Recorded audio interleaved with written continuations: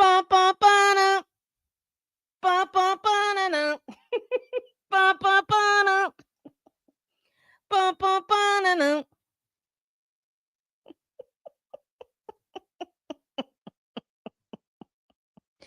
The judge says, nope, they're not like us.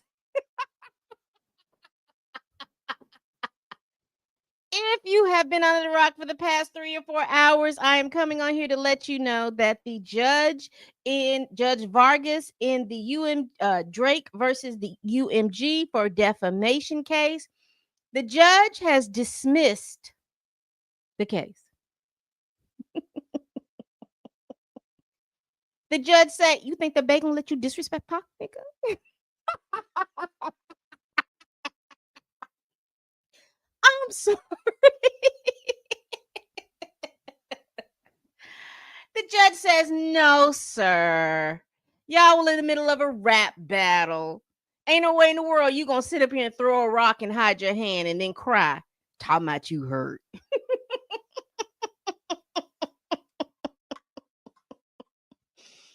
Whoo, child. Come on in, come on in, come on in. We are going to discuss it. It is a 38-page motion. We are going to go over that 38-page motion. But honey, the judge said, "You think the Bay gonna let you disrespect Pac?" The judge says, "I hate the way that you file." I'm sorry.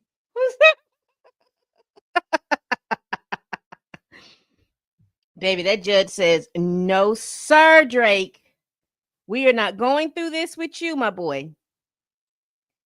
No, that's not what we're going to do." This is what the judge is saying. The judge is saying, no, no, no, no, no, no, no. No, no, no, no, no, no, no. And we're going to read what the judge has said, and we are going to take it in because we do not want we don't want the judge's orders to go unnoticed here.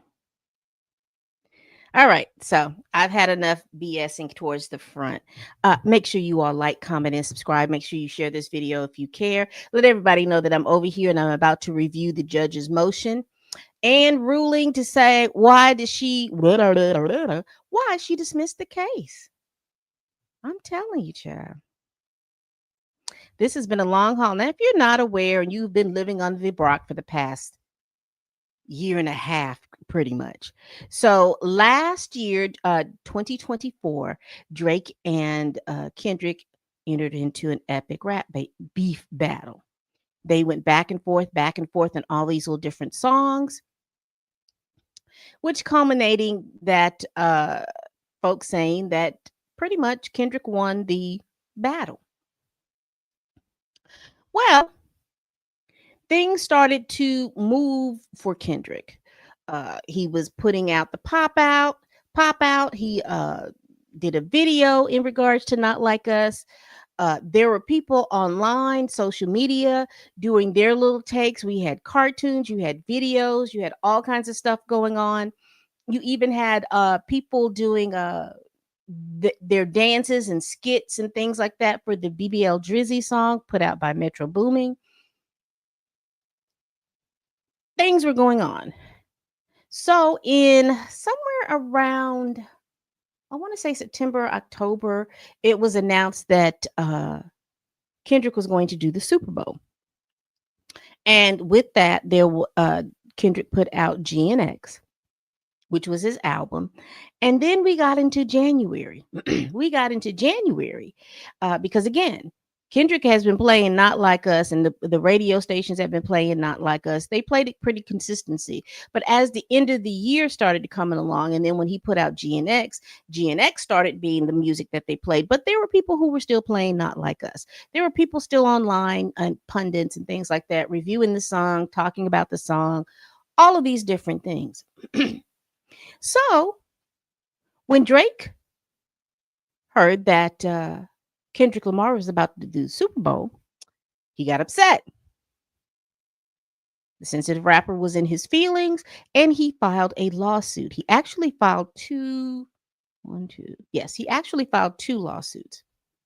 Now, in these lawsuits, he never sued Kendrick Lamar directly. What he did is that the first lawsuit that was in New York, and this is this particular lawsuit, he sued UMG and he sued Spotify. He sued them for defamation of character, payola, all of these little different things that he sued them for. And then down in Texas, he sued UMG again, along with iHeartRadio, pretty much for the same thing, payola, defamation, and all of that other stuff. The lawsuit in Texas was dismissed because, again, he dismissed Spotify from the lawsuit. And I think that they combined the lawsuit from the Texas to there because the jurisdiction was up in Texas since they were just suing UMG. Spotify came out of the lawsuit as well. So we thought it was over. No. He said, well, I'm suing UMG for defamation because they should have known that that song defamed me. And they have done everything before to stop songs and things like that to defame me. I think that you should have stopped that song.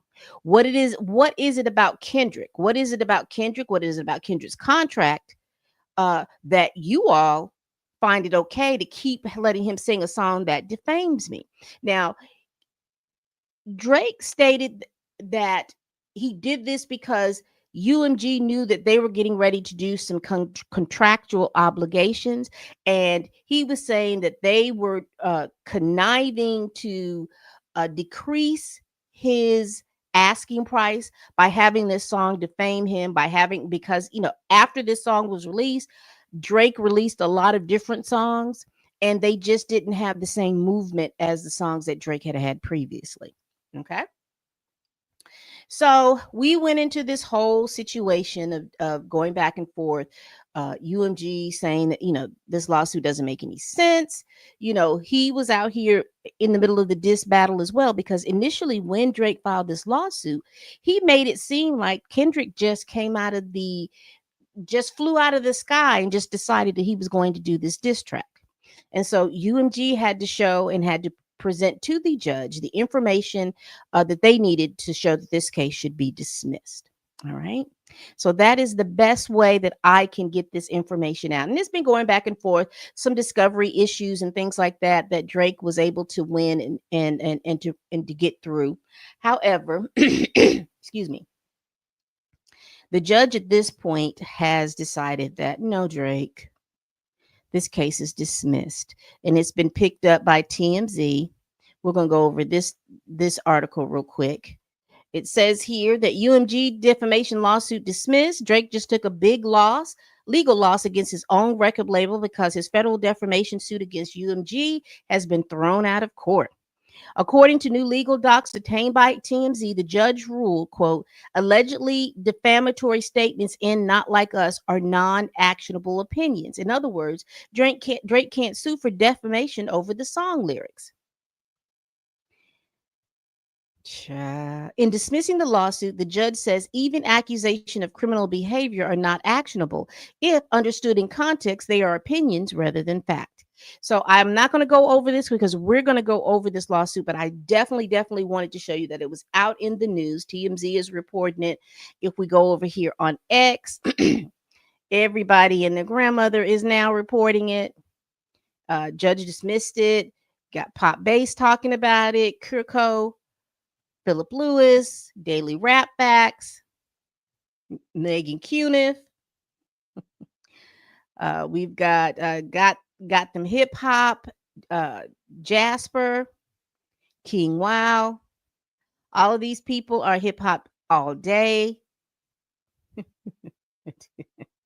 Everybody is reporting the fact a couple of hours ago that Kendrick Lamar UMG has been released from this lawsuit. So let's go into what the judge clearly stated. All right, make sure as you all are coming in, make sure you like, comment, and subscribe. Make sure you share this video if you care. All right, let's get into this. So we have here the United States District Court, Southern District of New York, Aubrey Drake Graham versus UMG. This is the opinion and the order. And so Jeanette A. Vargas, United States District Attorney Judge, goes in And it's 38 pages, and we're going to read these 38 pages, child.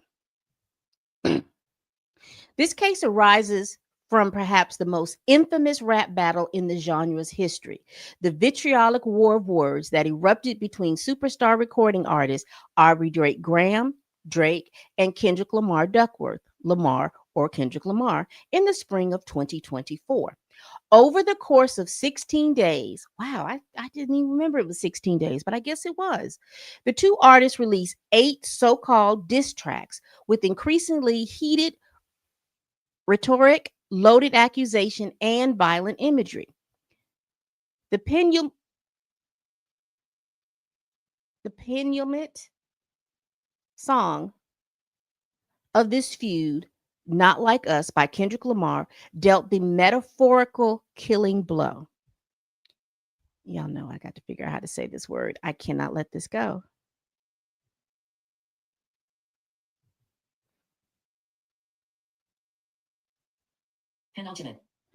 Penultimate song of this feud, Not Like Us, by Kendrick Lamar, dealt the metaphorical killing blow. The song contains lyrics explicitly accusing Drake of being a PDF file set to a catchy beat and propulsive bass line. All right, Judge, not the catchy beat and the propulsive bass line. Not Like Us went on to become a cultural sensation, achieving immense commercial success and critical acclaim. Both Drake and Kendrick Lamar have recording contracts with the defendant UMG. Drake alleges that UMG intentionally published and promoted Not Like Us while knowing that the song's insinuations that he has sexual relations with minors were false and defamatory. Drake has brought this action against UMG for defamation, harassment in the second degree, and violation of Section 349 of the New York General Business Law. Before the court is defendant's motion to dismiss pursuant Rule 12b-6 of the Federal Rules of Civil Procedures.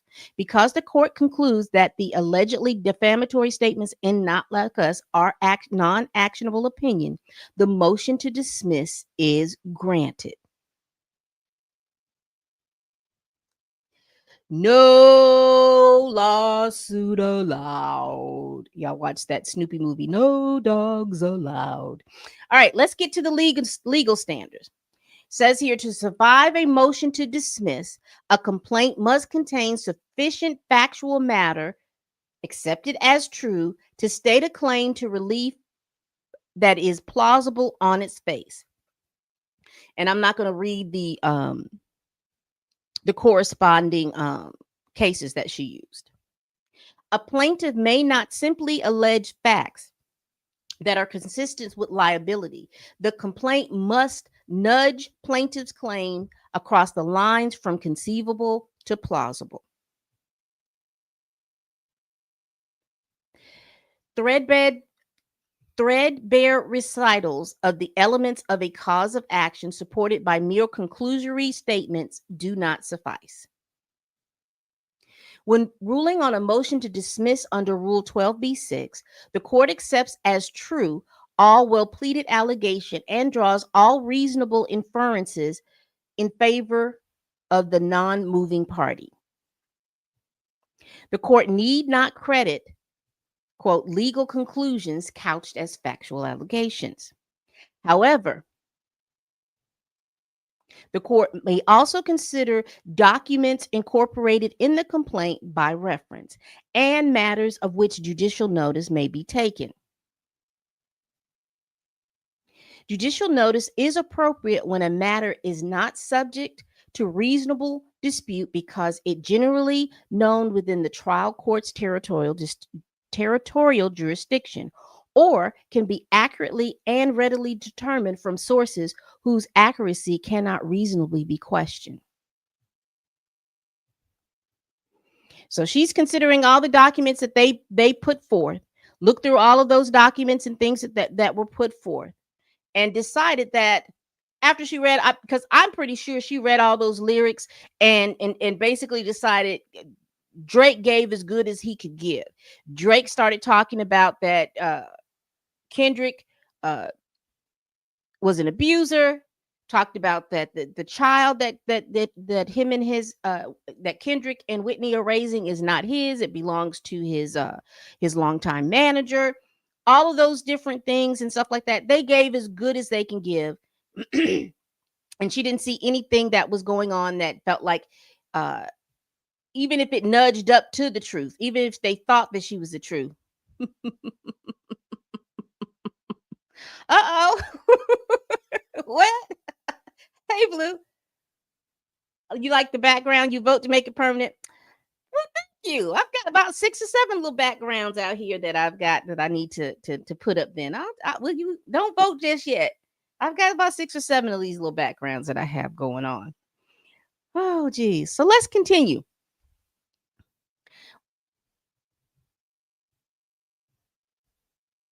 The following background is largely taken from the allegations in the amended complaint. Because you remember, he started his initial complaint, he didn't mention anything about them being in a rap battle or anything. So when the defense decided, hey, we're going to ask for this to be dismissed, then because they were explaining, hey, this is in the middle of a rap battle. How was he sitting out here inking out one little part of the rap battle when there were 7 or 8 songs that were like she said, over a 16-day period that were pushed forth? Child, I guess he thought the Bay was going to disrespect Pac. Okay. The following background is largely taken from the allegations in the amended complaint, which are assumed true for purposes of this motion. Additionally, defendants request the court take judicial notice of certain extrinsic evidence pursuant to Rule 201 of the Federal Rules of Evidence. These exhibits include the lyrics of the songs released as part of Drake and Kendrick Lamar's rap battle, the dates on which these songs were released, and the lyrics of these songs are not reasonably subject to dispute. And the songs themselves are, with one exception, all referenced in the amended complaint. Accordingly, the court will take judicial notice of exhibits H through I and exhibits K through O to the request for judicial notice to understand defendants' alleged statements in their necessary and proper context. Because you remember, again, Drake was putting out there.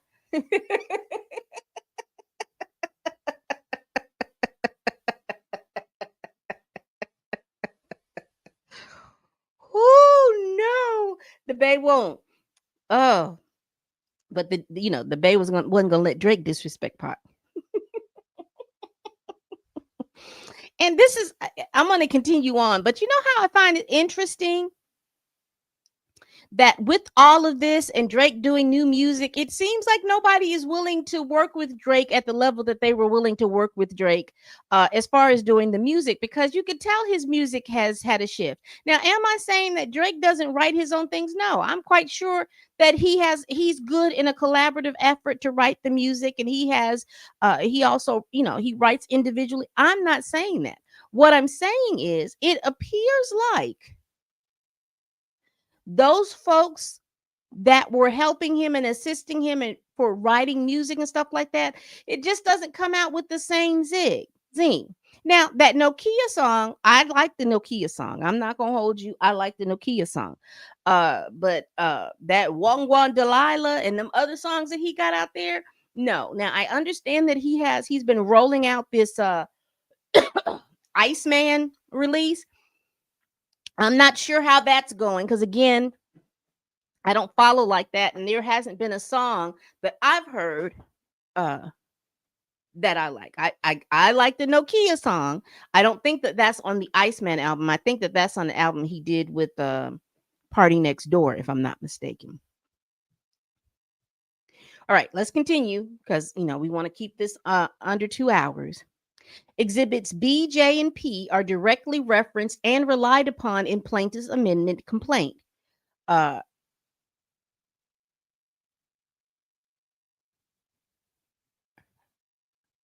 REQJ, not.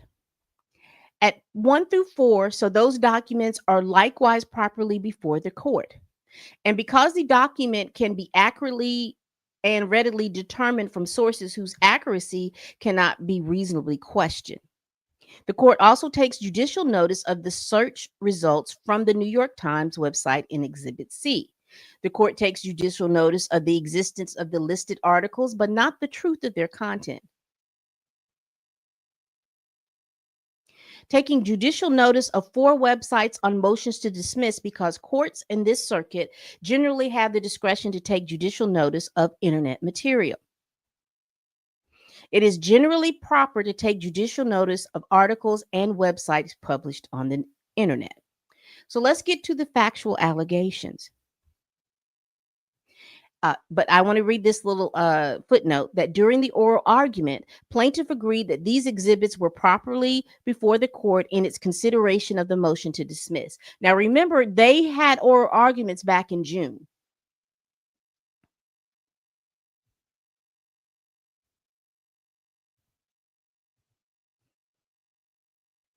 Blue says, I think the culture of music consumption has shifted. People want to hear more than buy music. People want stories and substance in their music, especially in this political climate. Yeah, I would agree. And I would also add that the current artists don't have that within them, and I think that that's why we're seeing such a decrease in these artists putting out music. You heard that album that Young Thug put out. No one is really moved by that. I think if Young Thug would have just sat down and did some introspective type stuff, because I think that particular album, he was just putting out an album because, again, the one thing I know that this generation of rappers understand is clicks, views, engagement, and all of these things, and the numbers and things like that, and how much they need to do so they can make a certain amount of money to do this. They understand that. But I think that in their understanding of that, which in my opinion would make them better managers than artists, I'll pull back. They're not understanding that there needs to be a little bit more substance. So in other words, I think I look at it as appetizer music. They've been giving us, we've just been getting the appetizers, and then we'll take a couple of drinks with it and keep it moving. Now people are looking for things that's going to sustain them. They're looking for things, they're looking for sustenance that's going to last. They're looking for a good meal that they can sit back and pop the button off their things and be able to take it all in, uh, savor it, be able to discuss the meal with somebody else. Right now, these artists are just pretty much appetizers with the drink kind of music. Let's continue. Here are the factual allegations that Drake is a prominent recording artist and songwriter among other public facing endeavors. Drake has had a successful music career under defendant UMG for at least 20 years. UMG uses its brand and imprints or labels to provide its music artists with the means to create, promote, and distribute their music commercially. Defendant, through UMG, holds exclusive publishing and distribution rights to Drake's music, as well as that of artist Kendrick Lamar. On April 19, 2024, Drake released a diss track directed at Kendrick Lamar called Push Ups. Oh, not the judge finna give us the history lesson. Wait a minute, let me lock in. Let me lock in. Because y'all, I really need y'all to understand this is precedence. that the legal system is having to sit down and literally go through a rap beef to dispel or to let rappers know what they can and cannot say in rap music. And how you set up these songs. Because if we're really listening to again, we're going to continue to go through, but if we're listening to what we're talking about, this is a seminar and how you set up your rap songs. So then when these rap songs go into court and they're questioned, this is going to be the result. So for you artists doing things and and making reference to other people and saying different things. You need to know what non-actionable means. You need to know how to set that up. So this is interesting. This is interesting. This for me is just like the Two Live Crew when they were doing freedom, their freedom of speech argument.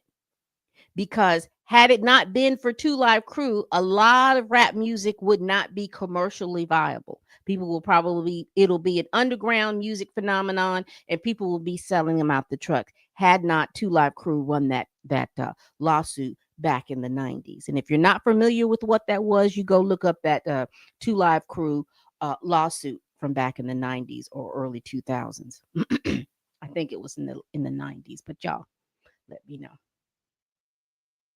NWA as well, exactly. This is a good point, Blue. People are seeing the grift of musicians now. If you don't care, are making the best music, why should I care you to buy your less than mediocre product? Exactly. Exactly. And I remember, I'm old enough to remember music. I don't know, and I guess it's like I said, it's a different way to consume it. But I promise, if artists would literally promote their stuff for physical music, that people will buy and purchase physical music, and therefore you're having to sit back and put out good albums and good bodies of work. I really do think that you would make more money that way than having to do what 300 and 400,000 streams just to make $30. I don't know what the numbers are. What is it? 2 cents a stream, 3 cents a stream. I'm not sure how all those things work. And then you all are doing these other things with these bundles. I'm gonna put a T-shirt and a cup in there. So y'all are buying the T-shirt and the cup, and then I'm gonna add the price of the CD. Well, I'm gonna add the price of the CD or down whatever it is. It's too much. It's a lot. For me, it seems like a lot than for you to sit down, make a good quality level of music. And I will also say this too, for those of you all that are mediocre, there is a lane for you. Please don't get me wrong, there is a lane for you. But I think now we need to get those people that are extraordinary and exceptional to bubble up to the top. And I think with Drake being on top as long as he has been, there are people who are out here and who are true lyricists that never were able to bubble up to the top because of the fact that there was this like ceiling or this film put on top, and Drake was able to live up here while everybody else was kind of pushed down, and they weren't able to get the traction that they needed to get out. I hope so. I hope so. I hope so. Because I'd like for you all young folks to to have the experience it was to be able to be anticipating an album to come out, to go to a physical store to go get the album, to have that album, because once you have it physically, is yours. You can make as many CDs and mixtapes and all this other stuff. You can make that on your own. You're not beholden to Apple where you make your playlist and everybody can have access to your playlist. And I mean, that's fine if you want to do that. But it is that, I guess there's nothing like owning your own stuff and doing what you want to with your own stuff. You can listen to it as many times, you don't have to pay a monthly fee. That's all I'm basically saying. All right. On April 19th, Drake released a diss track directed at Kendrick Lamar called Push Ups. In Push Up, Drake mocks Lamar's height and his shoe size. And here's the lyrics. How the F you stepping with the size? How you big stepping with a size 7 men's on? Pip squeak pipe down. And question Lamar's success. You ain't in no big three. I'm at the top of the mountain, so you tight now. Just to have this talk with your ass, I had to hike down. A few days later, Drake released Tailor Made Freestyle, in which he used artificial intelligence generated voices of deceased rapper Tupac and of rapper Snoop Dogg to goad Lamar. In the track, Tupac and Snoop Dogg share their disappointment that Lamar has not yet responded to push ups. I see example I. Kendrick, we need you. The West Coast savior. You know what? I would have loved to been in the chambers as this judge is sitting there with her with her clerks typing this out. Listening to the music and typing all this stuff out. I would have loved to been in the chamber to listen to all of this.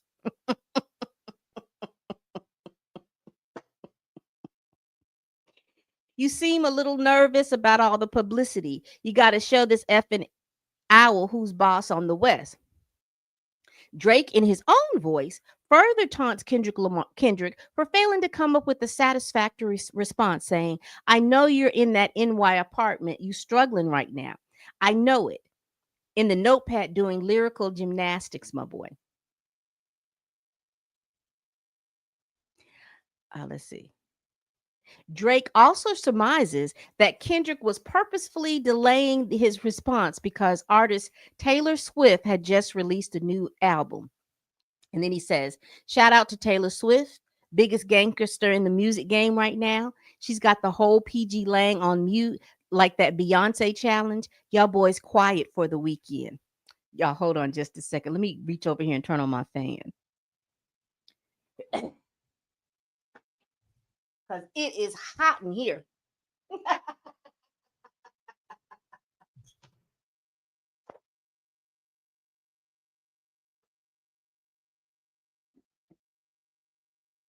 Woo! I swear I'd love to be in that chambers with the judge. Just so that we could go back over these notes. Now, if you hear my fan, I'm sorry, but it's hot in here and it's not a quiet fan. My little bitty quiet table fan has gone on to glory, y'all. Lamar fired back at Drake in Euphoria, which was released on April 30th, 2024. In this track, Lamar claims, I make music that electrify him. You make music that pacify him. And that he would spare Drake this time. That's a random act of kindness. He accused Drake of fabricating his claims. No, you're a master manipulator and a habitual liar too. But don't tell no lie about me, and I won't tell truths about you. Dun, dun, dun, dun.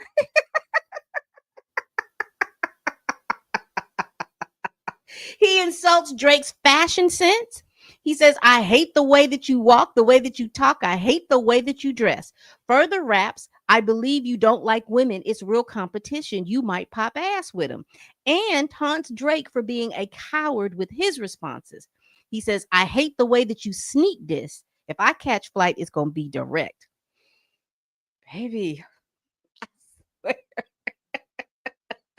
On May 3rd, 2024, the feud between Drake and Lamar escalated as they lobbed increasingly vicious personal accusations at each other over the course of the day. First, Lamar released 616 in LA, and at 3, in which he calls Drake a terrible person. Exhibit L, Lamar accuses Drake of playing dirty with propaganda and raps that if Drake was street smarts, then he would have caught on that his entourage is only there to hustle him.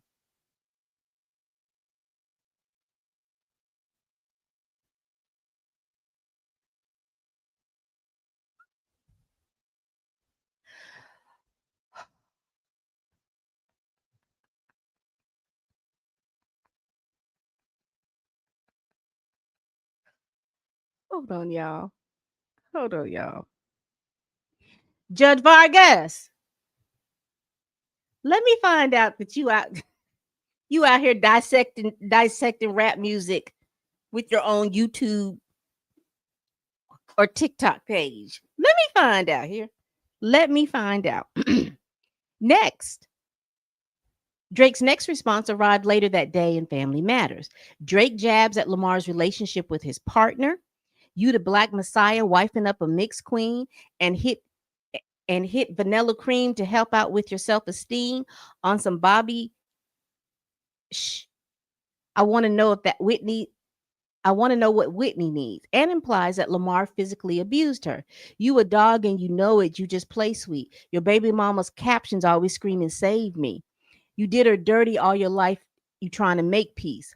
Moreover, Drake calls into question whether Lamar is the biological father of one of his children. I heard that one of them little kids might be Dave Free. Don't make it Dave Freeze. You remember that? Mm. Almost immediately after the release of Family Matters, Lamar unleashed the scathing Meet the Grams, at which he accuses Drake of being a quote deadbeat father and of hiding the existence of other children. You lied about your son. You lied about your daughter, huh? You lied about the other kids that out here hoping that you'll come. Lamar also alleges that Drake has gambling problems, drinking problems, pill popping, and spending problems. Bad with money, whorehouse soliciting women problems, therapies, a lovely start.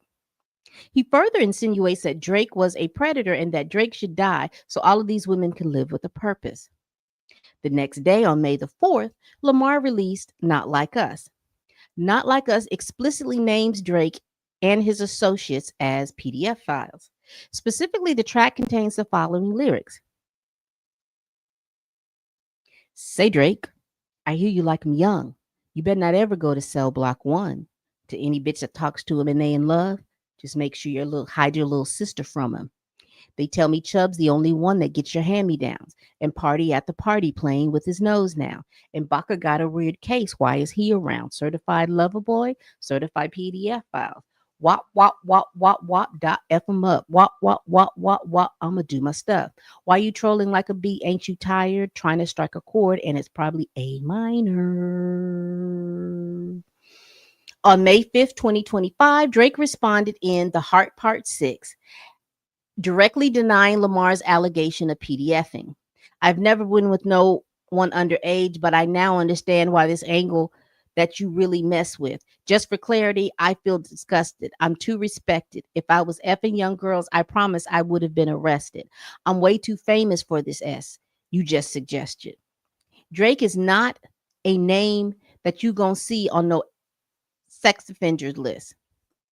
In the track, Drake further sneers that this Epstein angle was the S I expected and accused Lamar of wanting to misdirect. Drake also alleges that he had planted some of the information. Drake also alleges that he planted some of the information Lamar had used against him. We plotted for a week and then we fed you the information, but you so thirsty you're not concerned with the investigation. You got to learn to fact check things and be less impatient. Not Like Us was a huge commercial success. It gained immense popularity on streaming and social media platforms, and it has been streamed globally more than 1.4 billion times on Spotify alone. On November 8th, 2024, the Recording Academy nominated Not Like Us for several Grammy Awards, and in February 2025, it won Record of the Year.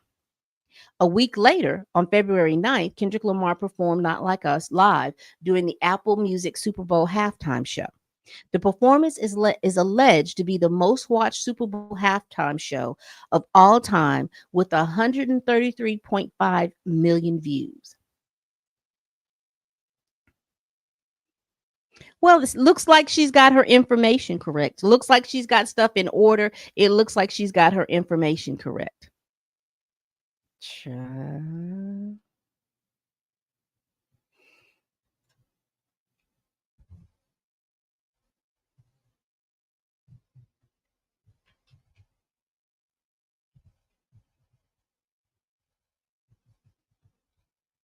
Give me one moment.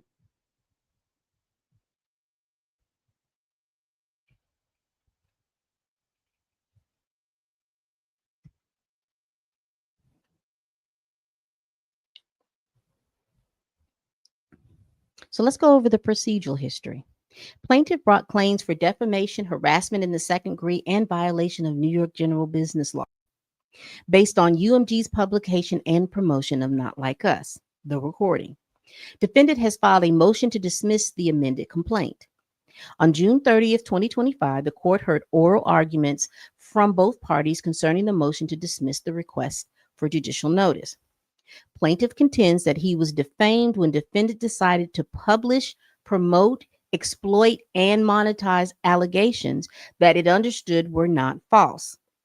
Now, again, we're getting back to the actual lawsuit and Drake suing UMG. Again, he contended that he was defamed when the defendant decided to publish, promote, exploit, and monetize allegations that it understood were not only false but dangerous. Plaintiff alleged the recording repeatedly accused Drake of engaging in criminal acts, including PDFing and or other acts that would require registering as a SMEX offender and being registered as a SMEX offender. The amended complaint alleges that the song implies that Lamar has heard, albeit from undisclosed sources and concerning undisclosed individuals, that Drake had a predilection for underage women.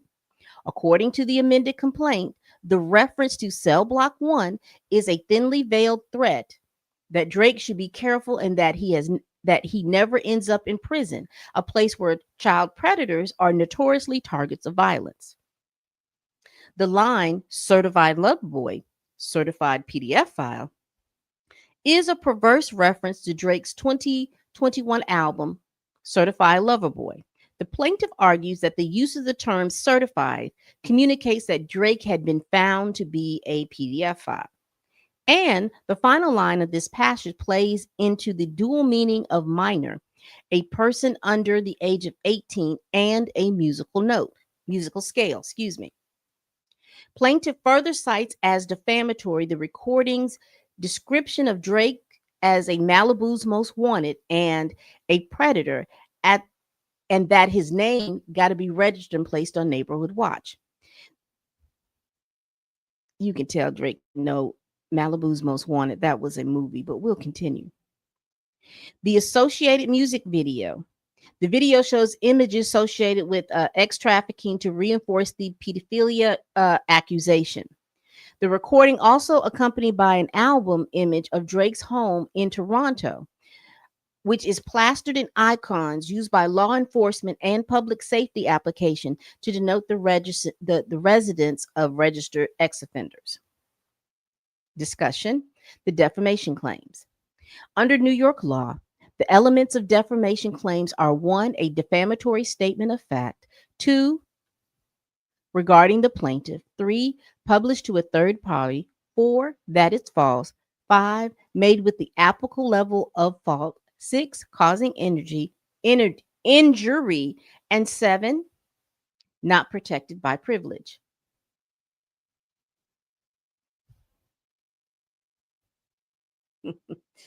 Lucy, you got to think. A lot of these judges and stuff grew up listening to hip hop and are probably real fans. They know about. You don't think the judge was in there? They not like us.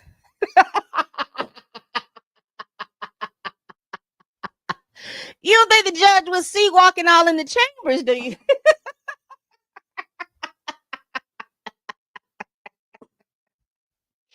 Had that whole building rocking Drake and Kendrick.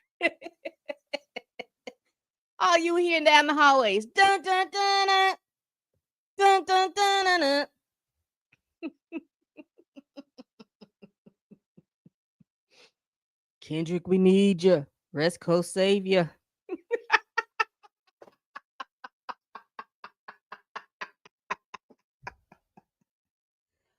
Oh my goodness. Let me stop. I'm just tickled. All right, let's.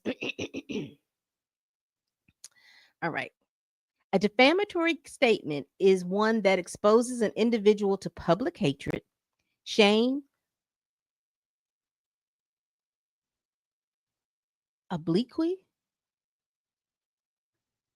contumely, idiom, contempt, ridicule, aversion, ostracism, degradation, or disgraces, or induces an evil opinion of one in the minds of right thinking persons. and deprives one of confidence and friendly intercourse in society. The issue in this case is whether Not Like Us can reasonably understood to convey as a factual matter that Drake is a PDF file or that he has engaged in sexual relations with minors. In light of the overall context in which the statements in the recording were made, the court holds that it cannot. And she goes over facts versus opinion. Under the First Amendment, there is no such thing as a false idea. Only assertions of fact are capable of being proven false. Moreover, the New York Constitution provides for absolute protection of opinions. Thus, the courts must distinguish between statements of fact which may be defamatory and expressions of opinion which are not defamatory and have the full protection of the New York Constitution. Whether a challenged statement is fact or opinion is a legal question. Plaintiffs argue that it's inappropriate for the court to determine at the pleading stage whether a reasonable listener would perceive the recording as fact or opinion. Yet, because this is a question of law, New York courts routinely resolve this question at the motion to dismiss stage.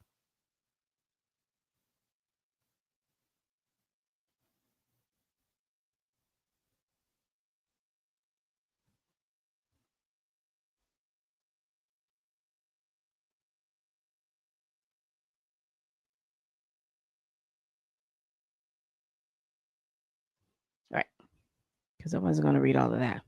In distinguishing between facts and opinion, three factors guide the court's consideration. So this is what the judge considered.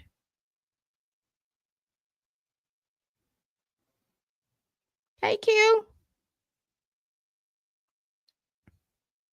So here are the three things that the judge or the court factored in consideration to dismiss this case.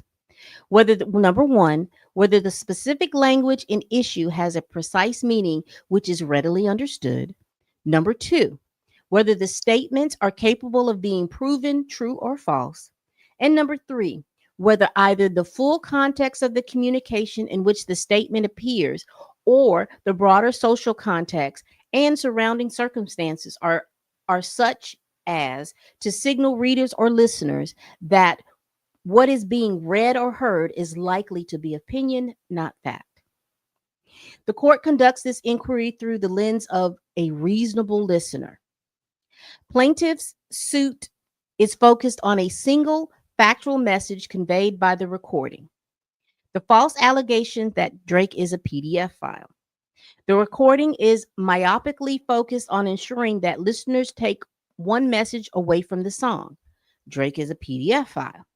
This statement has a readily understandable meaning and is capable of being proven true or false. But even accusations of criminal behavior are not actionable if understood in context. They are opinions rather than fact. Thus, the court will focus on its analysis on the third factor. Let's go back up. Whether either the full context of the communication in which the statement appears or broader social context and surrounding circumstances are such as to signal readers or listeners that what's being read or heard is likely to be opinion or likely to be fact. This inquiry is a holistic one, which looks to the overall context in which the assertions were made. So, sounds like the judge is saying, listen, we are about to go over this rap battle. We're not going to sit here and just take this particular song and say, this particular song, we're going through the whole contextual premise of what was going on, which was a rap battle. In order to assess the impact that the statement would have on a reasonable listener, context includes the form in which the communication was published, the surrounding circumstances, the tone and language of the communication, and its apparent purpose. To start, the court considers the form in which the allegedly defamatory statement appear, as that is a useful gauge for determining whether the reasonable reader will treat it more readily as opinion rather than fact. For example, the average listener is more likely to understand statements made on a news program or in a journalistic piece to be factual, while statements made in an opinion page of a newspaper or on the internet or on an internet comment page are generally perceived as opinion. Interesting. Because, child, that sounds like she don't watch Fox News or CNN or all them other ones, the news entertainment people. The common expectation is that the columns and articles published on a newspaper's op ed section will represent the viewpoints of their authors and, as such, contain considerable hyperbole, speculation, diverse forms of expression, and opinion. The culture of internet communications, as distinct from that of print media, such as newspaper and magazine, has been characterized as encouraging a quote, freewheeling and anything goes writing style. The fact that the allegedly defamatory statements appeared on Twitter conveys a strong signal to a reasonable listener that this was defendant's opinion. The media vehicles used to disseminate the alleged defamation, a WordPress blog, social media post, and an unsigned press release. Because remember, what she's talking about is Drake presented all of these social media accounts and all from Twitter, comment sections, from YouTube videos, Instagram comment sections, videos completed by people who oh, thank you. Thank you for joining Q, and y'all who just received memberships from Q. Thank Q for gifting 5 memberships to Pam Entertainment TV. Love you for that, Q. He's always been a good sponsor. Good sponsor.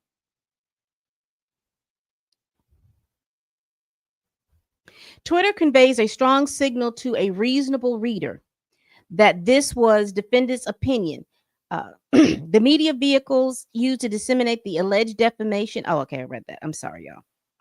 The form in which the statements appear is not positive of the fact versus opinion inquiry, but it does provide contextual indica that can inform a court's analysis. The form here is a music recording, and particularly a rap diss track. She's contextualizing. She put it right back where it needed to be. It's not something that he just came out and just decided to call him a PDF file. Because he was not bothering Drake. Drake told him, Kendrick, we need you. West Coast Savior. What was that? Trailer Made Freestyle? So she's contextualizing the fact that the form that this music recording is coming under is a rap music. It's a music recording, and particularly the genre of diss track, a rap diss track, with accompanying a video and album art. Diss tracks are much more akin to forms like YouTube and X, which encourage a freewheeling, anything goes writing style than journalistic reporting. This is what she's saying. Had this information been placed in the newspaper, not in the op-ed section,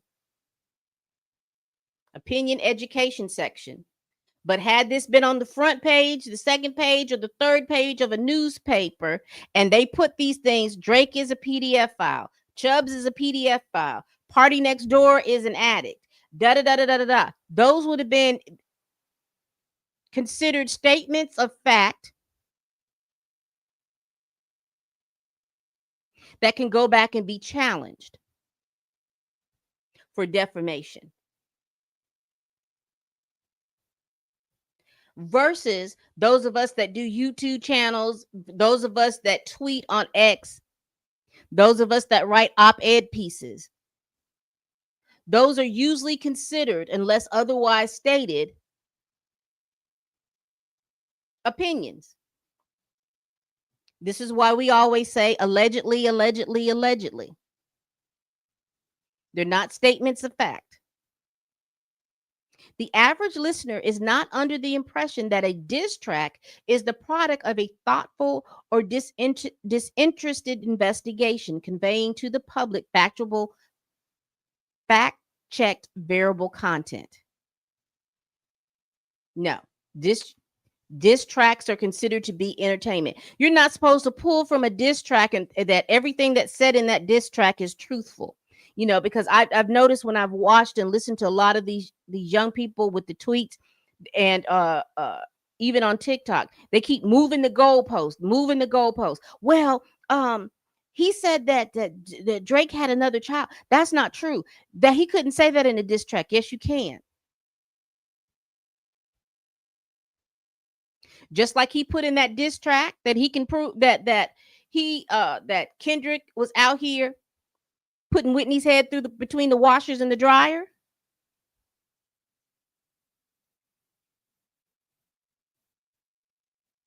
See, in diss tracks, you go low and they go to hell.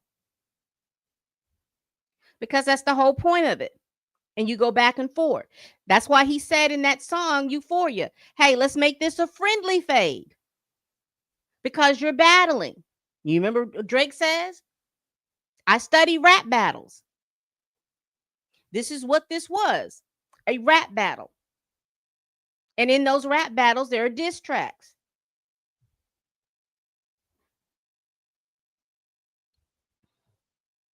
Surrounding circumstances. Next, the court considers the full context of the communication in which the statement appears, including the setting surroundings of the communication.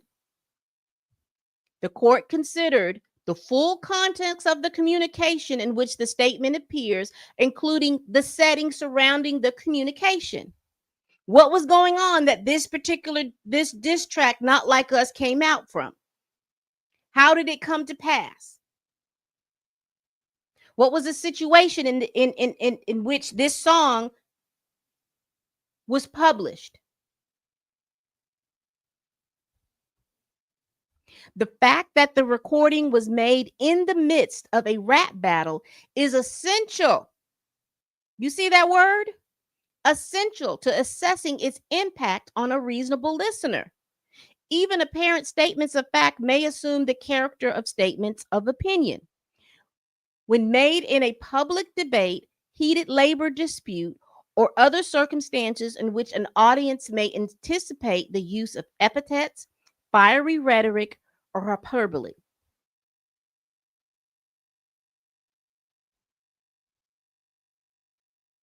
In other words, teach a man how to squabble. In the midst of that, I love the fact that you said heated labor dispute. In the midst of all that, here you have a company, here you have the employees. The employees will be battling out and telling them, y'all are heartless people, da da da this, da da da that, da da, spewing all kinds of stuff. The company could be spewing something back to them. And they're going to be using epithets, fiery rhetoric, or hyperbole.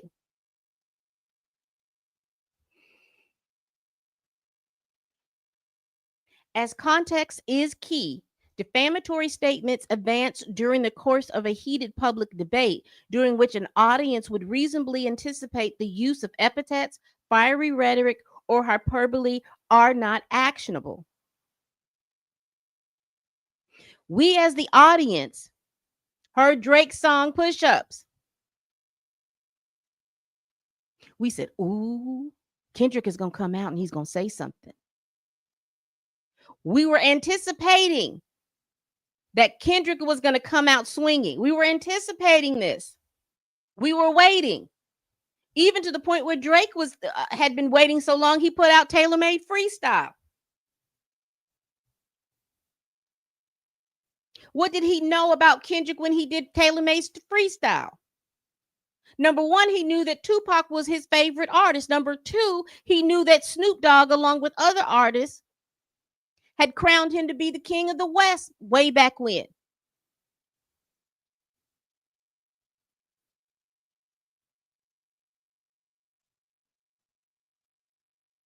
So for him to use the voices of AI was, to me, that fiery rhetoric.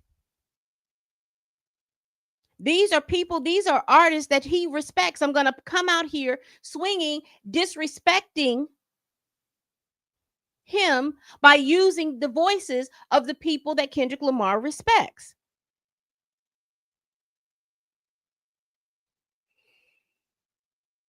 Let's continue.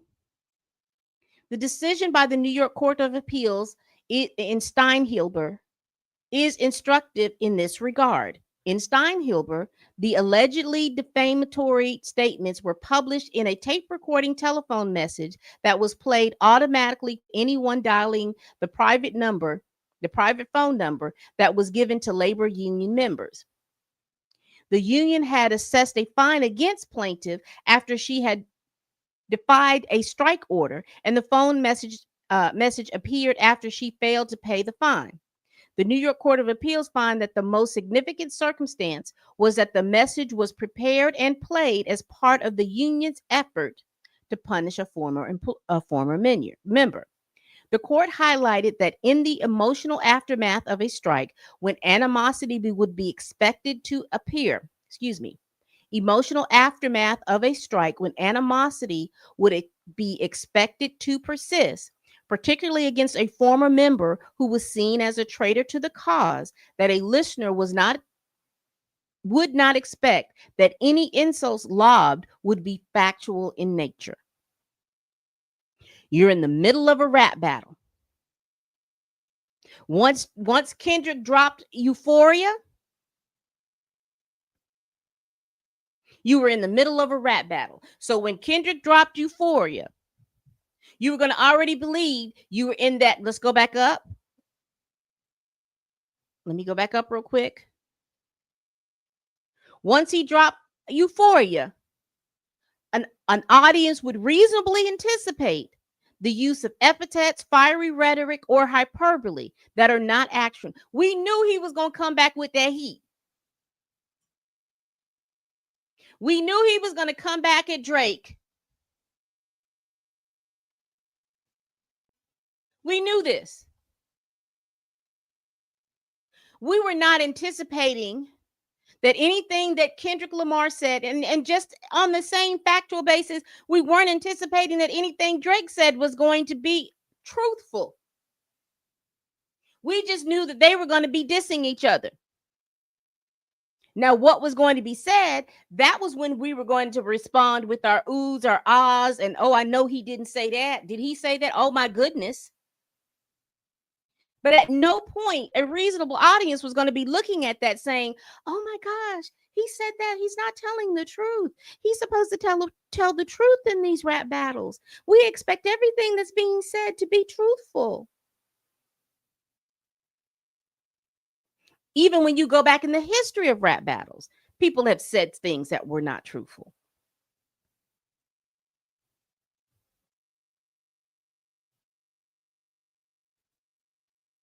Oh, exactly. Again, thank you so much, Q. If you got a membership from Q, please give him a shout out and appreciation, because we appreciate you. We appreciate you sponsoring people for my channel. And I do appreciate it so much because it helps my channel grow. Thank you. So I need for y'all to understand what is going on, because again, young people move the goalpost. Y'all move the goalpost. Well, he can't say that. That's going to hurt his feelings. Yes. You can't jump out in the middle of a rap battle if your feelings need to be protected as they are. Does that sound familiar to a lot of you all that follow me? I said the same thing about with Diddy. If your reputation means so much to you, the way you speak and the behaviors that you exhibit can't go against the reputation that you're trying to garner.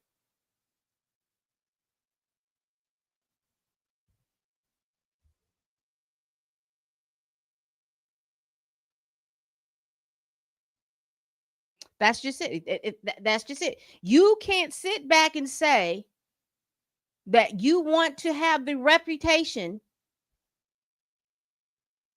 being a stand-up member of society,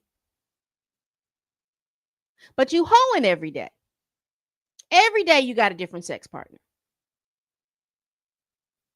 You don't care who you sexing with. So now that you've come out of that, and then you go in places where people are the people who you want to be around, that are respected folks in the community. Now you looking around and you done seen 10 to 15 people that you know that you've been going low and spreading it wide with.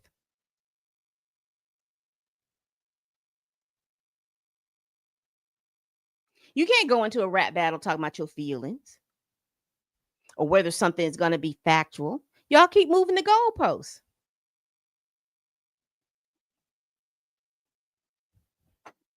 Being online and being out in society is two different things.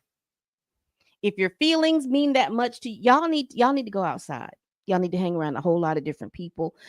Some people that are similar to you, but you also need to be hanging around people that are different from you. I need y'all to have thicker skins. But again, all of that to say is you can't go into this rap battle thinking that everything that someone says in these diss tracks is going to be truthful. Similarly, the Second Circuit Court affirmed the dismissal of a complaint at the pleading stage, holding that as a matter of law,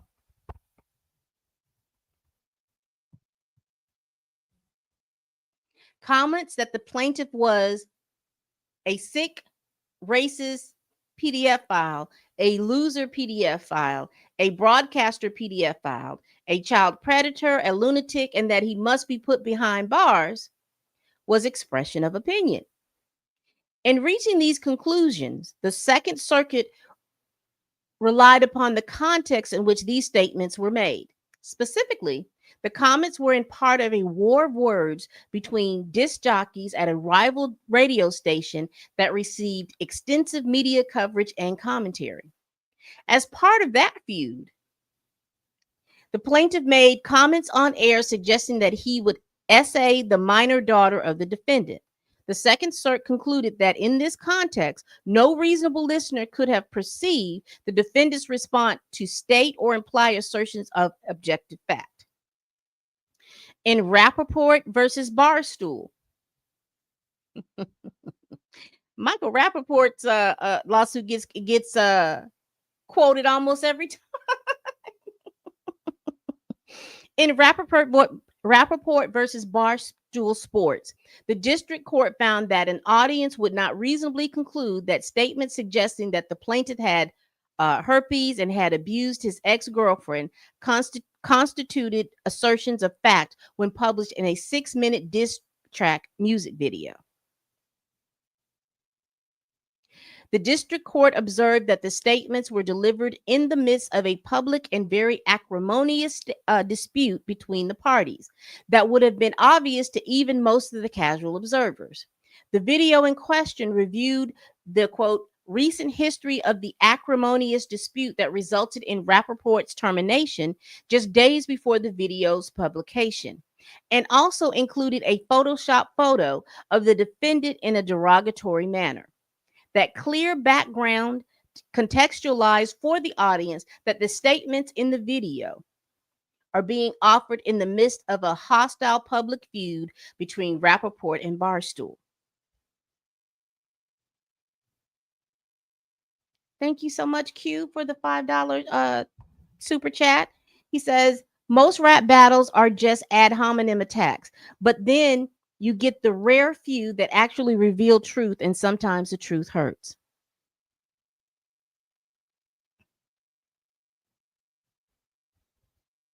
Mama.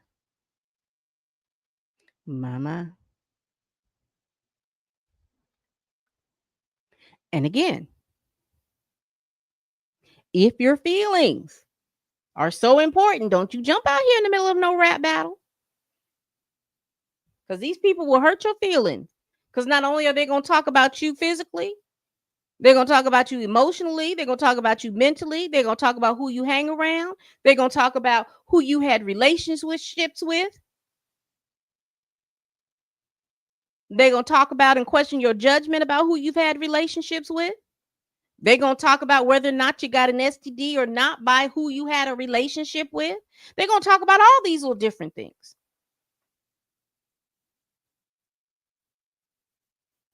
Just as in Steinhilber, Rappaport, and Terrain, the recording was published as a part of a heated public feud in which both participants exchanged progressively caustic, inflammatory insults and accusation. This is precisely the type of context in which an audience may anticipate the use of epithets, fiery rhetoric, or hyperbole rather than factual assertions. I know the judge was. Y'all cannot get me to not believe that judge wasn't in there, sea walking, talking about they not like us. You just can't make me. I just can't. You can't make me not. But I just. A rap diss track would not create more of an expectation on the average listener that the lyrics state sober facts instead of opinions than the statement at the issue in those cases. For example, in Euphoria, Lamar calls Drake a master manipulator and a habitual liar and a scam artist. Drake responds in Family Matters by heavily implying that Lamar is a domestic abuser. He also rapped that he heard that one of Lamar's sons may not be biologically his. Why you never hold your son and tell him say cheese? We could have left the kids out of this. Don't blame me. I heard that one of them little kids might be Dave Freeze. In Meet the Graham, Lamar takes issue with Drake involving his family members in their feud. Dear Aubrey, I know you're probably thinking I wanted to crash your party, but truthfully, I don't have a hating bone in my body. This is supposed to be a good exhibition within the game, but you effed up the moment you called out my family's name. Why you had to stoop so low to discredit some decent people. In that same track, Lamar alleges that Drake uses the weight loss drug Ozempic. I'm sorry. I know she had these songs on repeat, y'all. I know she had these songs on repeat. Don't cut them corners like your daddy did. F what Ozempic did. Don't pay to play with them Brazilians. Get a gym membership. Lamar also insinuates that Drake knowingly hires ex-offenders. Grew facial hair because he understood being a beard just fit him better. He got ex-offenders on OVO that he keep on a monthly allowance. Of particular relevance, in Taylor Made Freestyle, Drake challenged Lamar to make the PDF accusation at issue.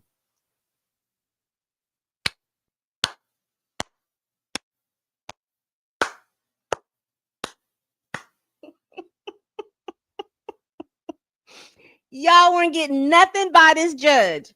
Absolutely nothing by this judge. Using the artificially generated voice of deceased rapper Tupac, Drake goads Lamar. Kendrick, we need ya. The West Coast savior, engraving your name on some hip hop history. If you deal with this viciously, you seem a little nervous about all the publicity. F this Canadian light skin dot. We need a no debated West Coast victory, man. Call him a B for me. Talk about him like it. There we go. Talk about him liking young girls. That's a gift from me. Heard it on the Button podcast. It gotta be true.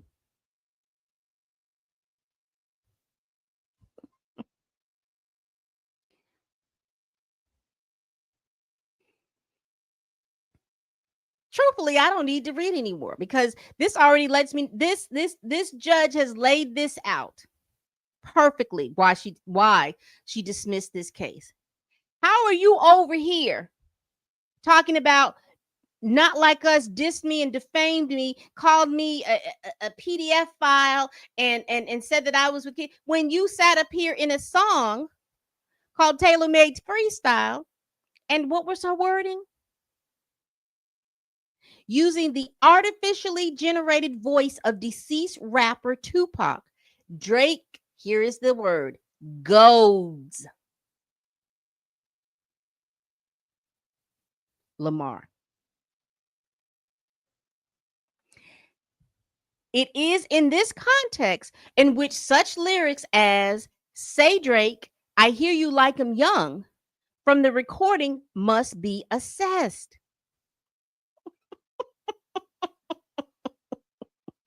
The similarity in the wording suggests strongly that this line is a direct callback to Drake's lyrics in the prior song. Call and response, call and response. Talk about him liking young girls. This is a gift for me. That's the call. The response, say Drake, I hear you like him young. The similarity in the wording suggests strongly that this line is a direct callback to Drake's lyrics in the prior song. Plaintiff argues that the court should ignore the songs that came before and assess Not Like Us as a singular entity.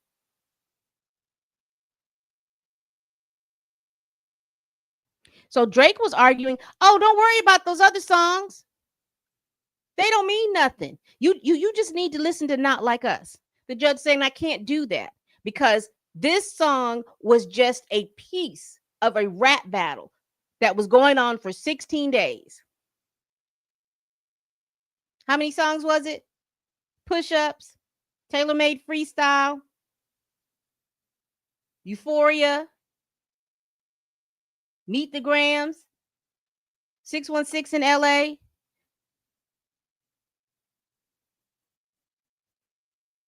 What was the song Drake did? I just forgot it. And Not Like Us and The Heart Part 6. What was Drake's song's name? Truth of the Matter. Family Matters? Family Matters. Thank you.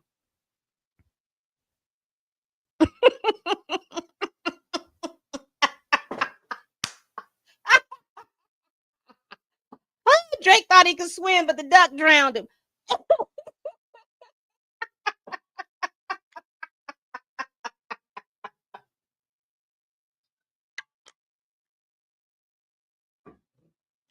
Oh, Lord. Drake thought he was Drake in every aspect of everybody's life. You know what I'm saying? Drake thought he was Drake. Plaintiff argues that the court should ignore the songs that came before and assess Not Like Us as a singular entity. Plaintiff argues that the average listener is not someone who is familiar with every track released as part of the rap battle before listening to the recording. Because the recording has achieved a level of cultural ubiquity far beyond the other 7 songs, plaintiff contends that the court should not consider those other tracks in assessing how the average listener of the recording would perceive the allegations regarding Drake. There are a number of flaws with this argument. Not Like Us cannot be viewed in isolation, but must be placed in its appropriate factual context.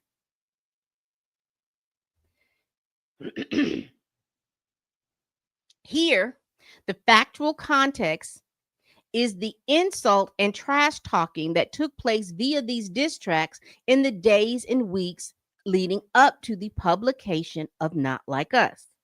Once again, because I know that there are some slow folks in the back that this judge is hating on Drake and they don't like Drake and all of this other stuff. Here's what she's saying. The factual context is the insults and trash talking that took place via these diss tracks in the days and weeks leading up the publication of Not Like Us. Therefore, you cannot use not just because out of all of those songs, Not Like Us became a big smash hit. You can't take that song and say, see, Judge, this song became a smash hit, and because it became a smash hit, it's defaming me. And UMG should have known that this song was going to defame me. The context was they were in the middle of a rap beef.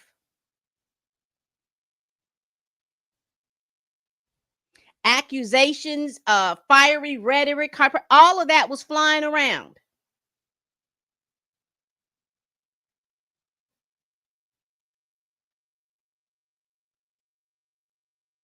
You can't throw a punch, then get mad because somebody bops you upside their head with a bat. What you throw the punch for?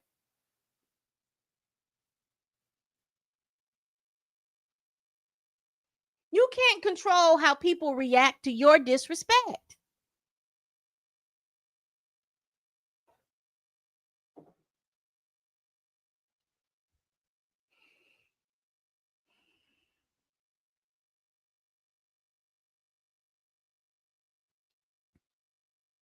There are a number of flaws with this argument. Not Like Us cannot be viewed in isolation, but must be taken in its appropriate factual context. Statements must first be viewed in their context in order for the court to determine whether a reasonable person would view this as expressing or implying any fact. Here, that factual context is that the insults and trash talking that took place via these diss tracks in the days and weeks leading up to the publication of Not Like Us. The song released during this rap battle are in dialogue with one another. They reference prior songs and then respond to insults and accusations made by the rival artist. The song thus must be read together to fully assess how the general audience would perceive these statements in the recording. Notably, the Second Circuit rejected a similar argument in Terrain. There, the plaintiff argued that the district court improperly considered the statements that he made during his war of words because they were not included in his complaint. The Second Circuit held that because the court must look at the overall context in which a statement was made in order to determine if it's actionable. The district court properly considered all statements made during the feud between the disc jockeys, regardless of whether they were included in the complaint.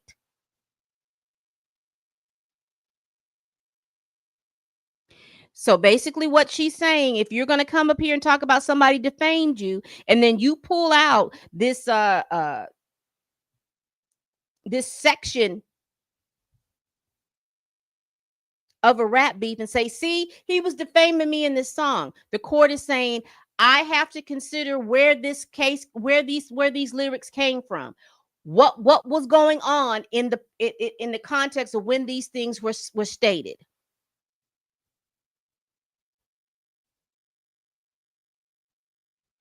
Don't go into court being upset that this song in the middle of a diss record hurt your feelings, but you're not talking about the 10 other songs that you have put out there that hurt that other person's feeling. You're just mad now, again, because you're the sensitive rapper, that this particular song hurt your feelings. And not only did it hurt your feelings, the whole world was singing it to you.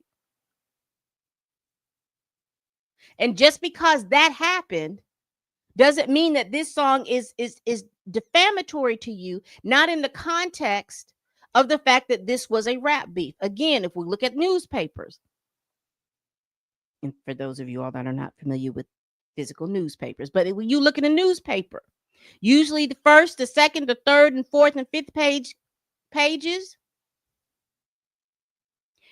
are articles that have been fact checked, that have resources behind them, that if you ask them a question like, where did you get this information? They can pull up and say, this came from an interview that I did with Hector on such and such and such, and this is the information that was relayed to me.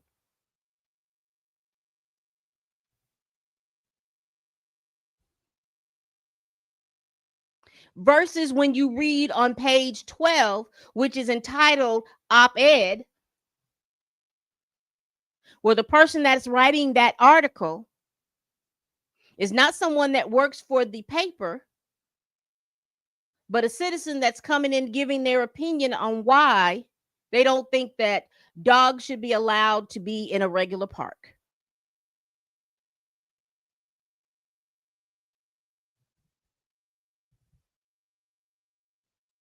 Context is everything.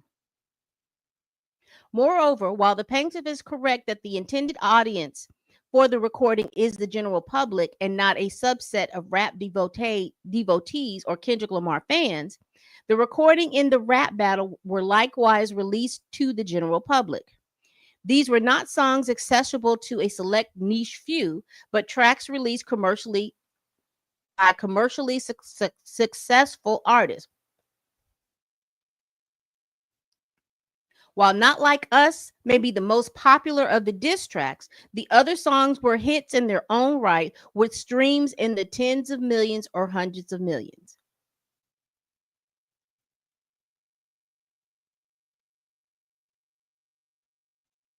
All those songs made money. All those songs that were published, they got plenty of streams, and people listen to those songs. Just because Not Like Us went through the stratosphere, it doesn't make those other songs any less popular. Additionally, it was not just the recording which gained cultural ubiquity, but the rap battle itself. In deciding this motion to dismiss, the court need not blind itself to the public attention garnered by this particular rap beef. The court takes judicial notice of the extensive mainstream media reporting that surrounded the release of Not Like Us and the associated feud between Drake and Lamar. Accordingly, the court must consider rap battle to assess whether the average listener would take Lamar's statements as objective fact or opinion. Perhaps most fatally for the plaintiff's argument, it would render protection for artistic expression dependent upon an impermissible retroactive analysis. At the time he released Not Like Us, Kendrick Lamar could not have been aware that it would break streaming records, win Record of the Year at the Grammys, or be featured at the Super Bowl halftime show. Yet plaintiff would have the court divorce the recording from the context in which it was created because of these subsequent events. Whether publications constitute actionable fact or protected opinion cannot vary based on the popularity they achieve. Constitutional guarantees do not rest on such a flimsy foundation. I'm going to read that again. Constitutional guarantees do not rest on such a flimsy foundation. Because basically what the plaintiffs were saying that, see, Your Honor, this song has had a global appeal. And so all these people that are listening to this song are listening to him defame me, saying that I'm a PDF file. Yeah, Your Honor. I know we were in the middle of rap beef. I don't want you to consider that. I want you to consider the fact that he went to the Super Bowl. He won Grammys on this song. And this song was played everywhere. That's all I want you to consider. I want you to consider just the words that he said to me.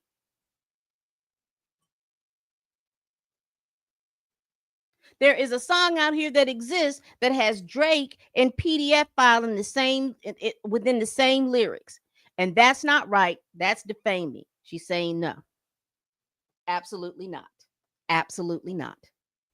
Plaintiff counters that even if the record was protected opinion at the time of its initial publication, UMG's republication of Not Like Us in the months following, after it achieved unprecedented levels of commercial success, exposes it to liability. She says this argument is logically incoherent. If the recording was non-actionable opinion at the time it was initially produced, then its republication would not expose UMG to liability. If it was an inactionable when it was published initially, it's inactionable, republished. And as it's republished, the wordings and anything have not changed. It's the same song.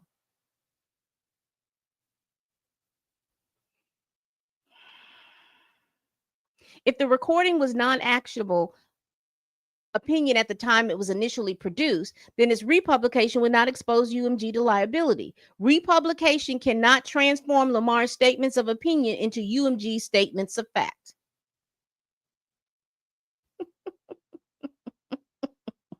We are almost through, y'all. The tone and language. The recording can only reasonably be understood as opinion reinforced by the language employed in the song. In Rappaport, for example, the court concluded that the tone and apparent purpose of the diss track, especially considering its use of hyperbolic and vitriolic words and imagery, further reinforced for the audience that the video is not intended to reflect an accurate factual assessment of Rappaport.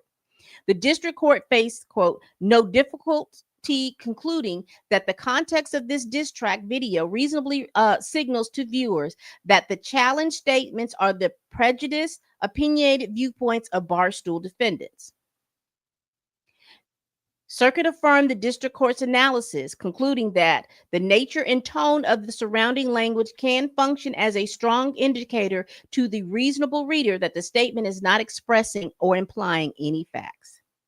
Not Like Us is replete with profanity, trash talking, threats of violence, and figurative and hyperbolic language, all of which are indication of opinion. A reasonable listener would not equate a song that contains lyrics such as "Ain't no law boy, you ball boy, fetch Gatorade" or something. Since 2009, I had this be jumping with actual factual reporting. According to the reasonable listener of Not Like Us, would conclude that Lamar is rapping hyperbolic vituperations. I'm beginning to believe that possibly this judge and her clerks were they were killing the synonyms and the antonyms in those thesauruses. Plaintiff contends that in determining if the lyrics in Not Like Us express fact or opinion, the court must consider the subjective views of listeners as well as commentators in the rap industry and the press who understood the recording, video, and image as an attempt to, quote, convey a precise factual message about Drake. The amended complaint cites extensively to comments and posts from YouTube and Instagram that expressed the belief that the recording had exposed the truth and that Drake truly was engaged in pedophilia and sexual violence against children. But distinguishing between facts and opinion is a question of law for the court, to be decided based on what the average person hearing or reading the communication would take it to mean. This dispository inquiry is whether a reasonable listener could have concluded that the statements were conveying facts about the plaintiff. Courts make that determination by looking at the full context and surrounding circumstances of the challenge communication. The court holds, based upon a full consideration of the context in which Not Like Us was published, that a reasonable listener could not have concluded that Not Like Us was conveying objective facts about Drake. The views expressed by, they put these folks' names in here.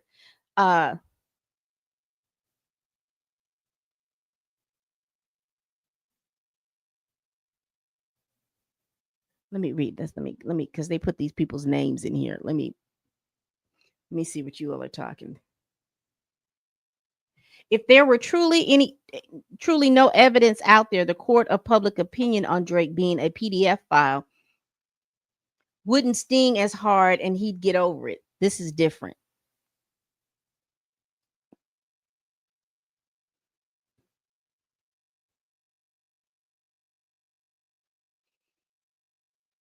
Okay. Hi, Legally Locked. Lord, I'm gonna have to catch the replay on this. I'm just getting home. This Drake lawsuit was doomed from the start. It's great reading. I'm just gonna tell you, it's a great reading. Thank you so much. Thank you so much, Q. And y'all listen to Q and smash that like button on the way in. If you like what you see, again, if you see this QR code that's up at the top in the corner of this video, make sure you click on that, and then you can go right to my page and you can subscribe. You don't have to go and try to find me anywhere. You just hit that QR code. The views expressed by users Kaokin 8026, Mr. Wright 8439, and ZXZ Nebula and other YouTube and Instagram commentators quoted in the complaint do not alter the court's analysis. In a world in which billions of people are active online, Support for almost any proposition, no matter how far-fetched, fantastical, or unreasonable, can be found with little effort in any number of comment sections, chat rooms, and servers. That some readers may infer a defamatory meaning from a statement does not necessarily render the inference reasonable under the circumstances. The artist's 7-track rap battle was a war of words that was the subject of substantial media scrutiny and online discourse. Although the accusation that plaintiff is a PDF file is certainly a serious one, the broader context of a heated rap battle with incendiary language and an offensive accusation hurled by both participants would not incline the reasonable listener to believe that Not Like Us imparts verifiable facts about the plaintiff.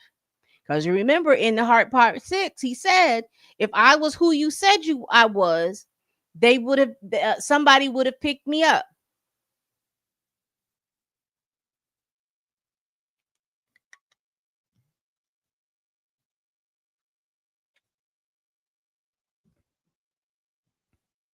To the extent that the plaintiff alleges that the image and video are independently actionable, the court holds that they too constitute opinion. The image is the album cover art for Not Like Us. It does share the same overall context as the recording itself. The image is designed to reinforce the message of the recording. And as the court has already found, that message is protected opinion. We're just going to go down here. Mixed opinions. Similarly, depicting Kendrick Lamar playing hopscotch while singing the A minor lyric is not suggestive of objective reporting. Because he had said that him doing the hopscotch, the cover art, and the caged owl all was trying to show violence against Drake. And she said no. Mixed opinion. Although pure opinion cannot constitute actionable defamation, mixed opinion, which is an opinion that implies that it is based upon facts which justify the opinion but are unknown to those reading or hearing it, is actionable. Mixed opinion holds the implication that the speaker knows certain facts unknown to his audience, which supports his opinions and are detrimental to the person about whom he's speaking. Whether statements constitute mixed opinions presents a legal question, which must be answered by considering the context of the entire communication and of the circumstances in which they were spoken or written. Whether the average listener would reasonably understand the opinion as implying the assertion of undisclosed facts justifying the opinion. Just as the overall context of Not Like Us forecloses the argument that its lyrics can be read as factual assertions, the same context negates any implication that Lamar's lyrics are based upon undisclosed facts. In the context of this rap diss battle, no reasonable person would listen to Not Like Us and assume that Lamar uniquely had access to credible, provable facts that revealed Drake to be the PDF file. Plaintiff arguments that the lyrics to Not Like Us can be read to suggest Lamar's reliance upon undisclosed facts is unavailing. Plaintiff first posits that the line, "Say Drake, I hear you like 'em young," indicates that Lamar had heard from outside sources evidence confirming that Drake is a PDF file. As discussed infra, however, that ignores that this line is reasonably understood to be a direct response to Drake's challenge to Lamar in Tailor-Made Freestyle. So this judge is talking about call and response. Drake called out Kendrick Lamar to talk about him liking the young folks, and Drake responded.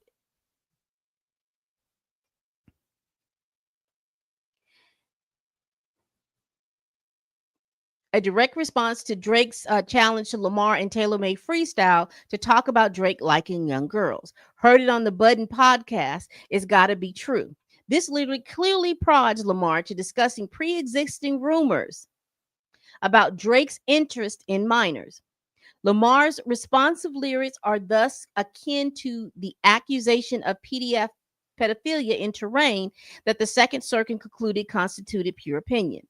There, the Second Circuit concluded that a reasonable person would understand, based on the context, that the defendant disc jockeys were using the term PDF file in response to directly pertinent comments made by plaintiffs during their war words, and was not relying upon undisclosed facts. Plaintiff next points to the lyrics, "Rabbit hole is still deep. I can go further, I promise." Plaintiff argues that a reasonable listener could view this lyric as suggesting that Lamar has specific evidence to back up his assertion of pedophilia. I always said that it was backing up how many songs he had to stock, 1, 2, 3, 4, 5 plus 5.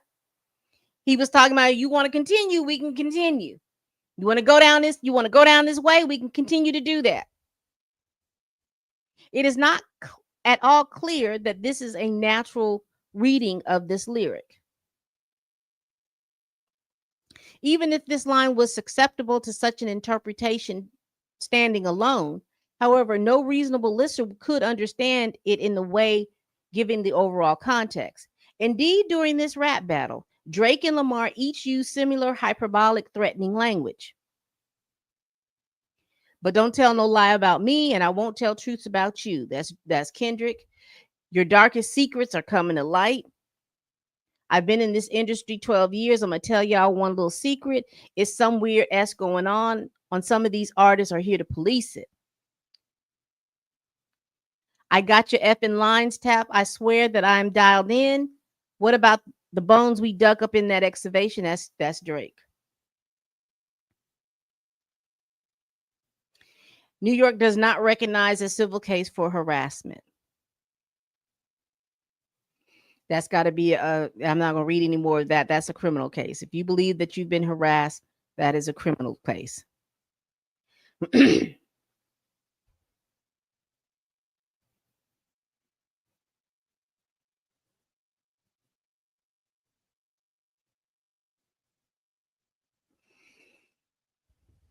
All right, here we are. The New York General Business Law. Plaintiff's final cause of action brought under Section 349 of New York General Business Law fares no better. She just says no. Deceptive acts or practices in the conduct of any business, trade, or commerce, or in the furnishing of any service. Plaintiff alleges that on information and belief, defendant engaged in deceptive acts and practices in the conduct of business, trade, and commerce by covertly financially incentivizing third parties, including music platforms and social media influencers, to play, stream, and promote the recording. Plaintiff alleges that he understands that UMG covertly paid a popular NFR podcast to promote the recording and publish podcast episodes and other content about the recording. On information and belief, plaintiff further claims that UMG used its resources to incentivize third parties to use bots to stream the recording and subsequently extol the recording streaming numbers on Spotify, while knowing that millions of the streams were false and fraudulent. Lastly, the amended complaint alleges that UMG paid at least one radio promoter to engage in pay-for-play arrangements or payola of the recording on New York radio station. To successfully state a claim under Section 349, a plaintiff must demonstrate that 1, the defendant deceptive acts were directed at consumers, 2, the acts are misleading in a material way, and 3, the plaintiff had been injured as a result. Plaintiff asserts that defendant's deceptive acts and practices were intended to inflate the public's view of the recording's popularity and success, which would lead to a reasonable consumer of music to be materially misled. Defendant first argues that plaintiff uses an improper pleading device, as his Section 349 allegations all rest upon information and belief and do not go beyond pure conjecture and speculation. Plaintiff counters that the applicable standards is plausibility under these cases. Twombly does not prevent a plaintiff from pleading facts on information, belief in appropriate circumstances, but the plaintiff may only do so where the facts are peculiarly within the possession and control of the defendant, or where the belief is based on factual information that makes inference of culpability plausible. In that scenario, the allegations must be accompanied by a statement upon the facts upon which the belief is founded. So somebody has to produce some evidence. Plaintiff argues that both Pachter conditions are satisfied because the amended complaint alleges that UMG made indirect payments to a wide array of unknown third parties and also pleads sufficient factual information concerning UMG's scheme, including example thereof of contemporary reports as well as UMG past practices.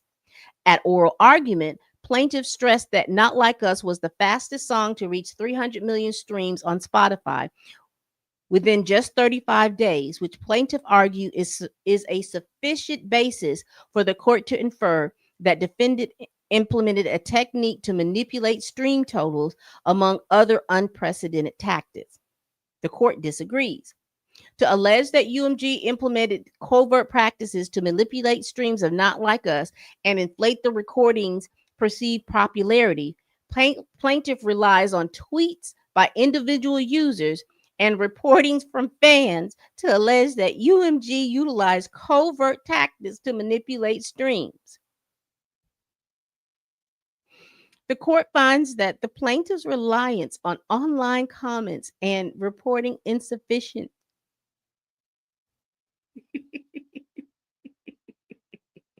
Basically, what she's saying is that in order for her to look that information over, he's got to provide information like statements from people who actually manipulated the numbers, statements from Spotify, statements from things showing that they have done a report to show that these are artificial numbers, and he's going to have to use legitimate sources and do a legitimate investigation that this has happened. He can't walk into court with no tweets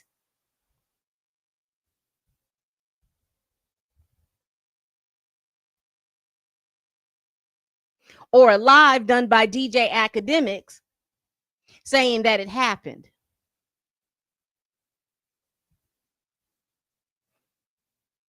He can't use tweets by fans to say that it happened. He has to come in with hard evidence. And clearly you didn't have it because you released Spotify and you released iHeartRadio from the lawsuit. They gave you the information. They gave you information in discovery. And in that information, you did not find what you were looking for. However, you went through tweets and other social media posts and presented it to the court like those things are facts.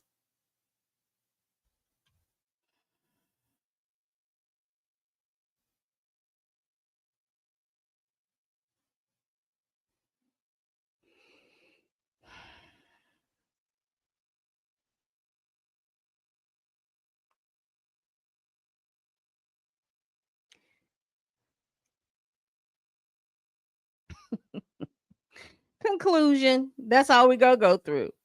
Defendant's motion to the defendant's motion to dismiss is granted.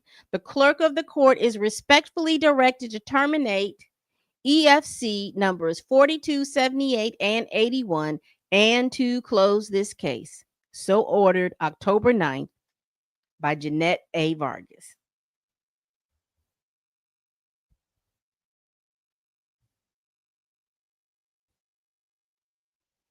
Okay.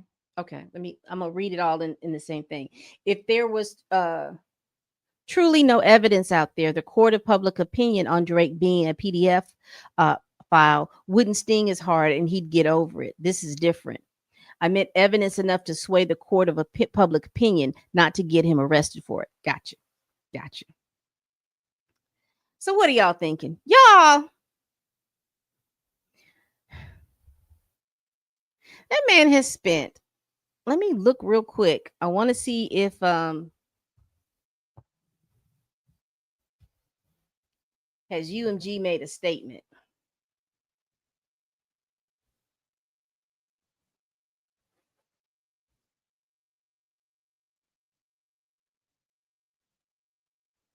All right. So we have a statement from Drake.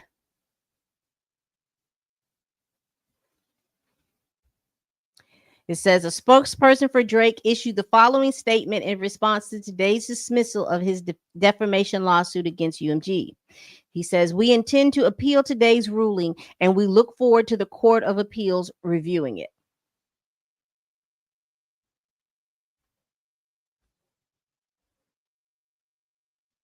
All right. So a UMG spokesperson speaks on the dismissal of Drake's lawsuit against the label, and they say, "From the outset, this suit was an affront to all artists and their creative expression and never should have seen the light of day. We are pleased with the court's dismissal and look forward to continue our work successfully promoting Drake's music and investing in his career."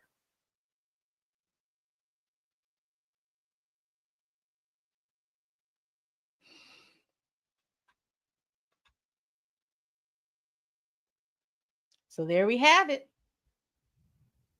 We have gone over this lawsuit, and basically, to summarize, the judge said this: listen, I had to take in consideration the context in which the song Not Like Us was made.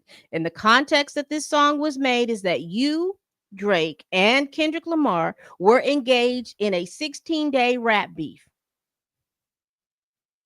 You initiated this rap beef, and you initiated the language in which all of these songs go back and forth. It's a call and response. You called out Drake on Tailor Made Freestyle using the voice of Tupac to tell him to use these different angles to come at you. He responded and came at you in those angles. You then turned around and said, "Hey, one of your kids might not be yours." He called you a PDF file and said that you had a kid that you was hiding. You had another child that you were hiding, a daughter.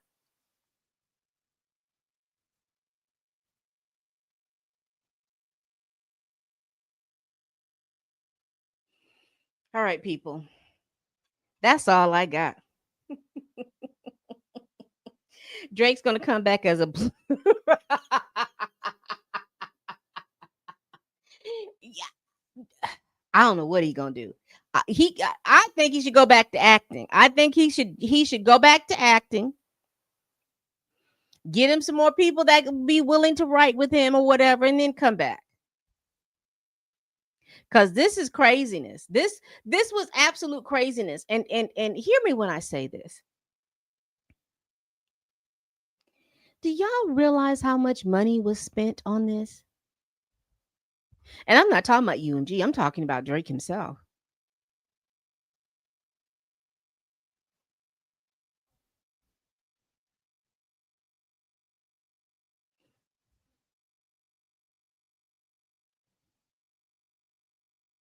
He started this in January 2025.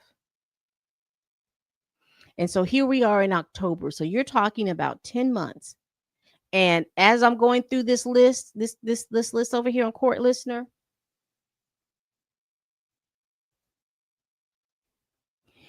January, look at the filings. This is every day: January, February, March,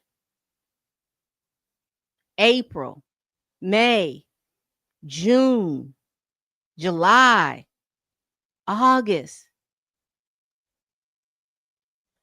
It was a break in September, and then the ruling.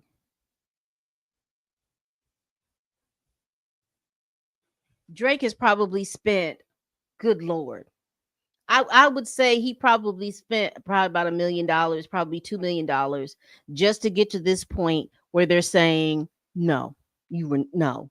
This case is not even going to go. This motion is not even going to go through. You're not going to even go to court with this.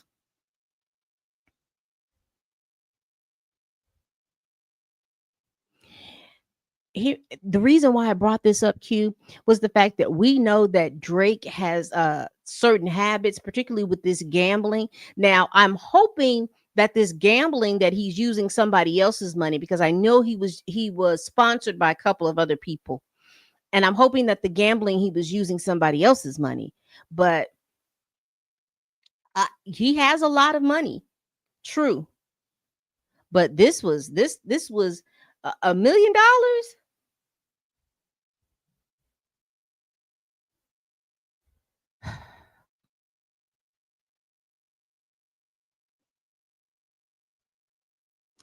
I've always side-eyed this one and George Clooney, because at one point George Clooney was tipping near, he was going too close uh to the forbidden garden. And Leonardo, I side-eye him as well. But who am I? All right, people, we do this every week. Please like, comment, and subscribe. Please share this video if you care. Y'all, please tell a friend, tell a kin, tell a coworker, tell that heifer that you can't stand that I'm over here making these videos. And as always, people, bye-bye. The judge says, you're not like us. You're not like